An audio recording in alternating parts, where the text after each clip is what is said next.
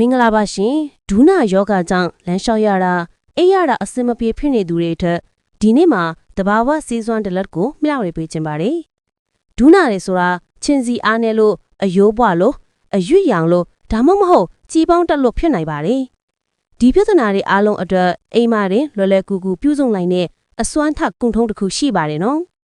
လိုအပ်တာကတော့ချင်းပေါင်ရွက်နဲ့နနွေးဖုံး2မျိုးပဲလိုပါတယ်ပထမဆုံးအနေနဲ့ချင်းပေါင်ရွက်လက်သစုပ်ကိုရေနွေးဖြောပြီးညက်နေအောင်ထောင်းလိုက်ပါပြီးရင်အဲ့ဒီအနှစ်ထင်းကိုနနွေးဖုံးထမင်းစားစွန်းသစွန်းထည့်ပြီးစိမ့်ဝါရောင်ပစ်ပစ်လေးဖြစ်အောင်ရောနေပေးပါနော်ရလာတဲ့ဆေးသားကိုနာကျင်လေးတဲ့ဒူးစစ်ပေါင်မှာမထူမပါဖြန့်အုပ်လိမ့်ပါ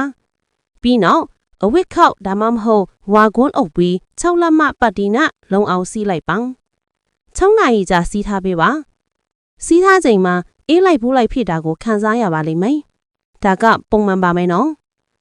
ဒီနီလောင်းကိုကျွန်တော်တချင်း9ရက်ဆက်တိုက်လုပ်ပေးပါ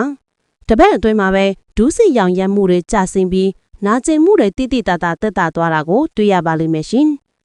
ဒါဆိုရင်အိမ်တွင်းကူထုံလောင်းလေးကိုအခုပဲစမ်းကြည့်လိုက်ပါဒီအချက်လက်တွေကတင့်အတွက်အကျိုးရှိမယ်ဆိုရင် like and share လုပ်ပြီးကူညီပေးကြပါအောင်နော်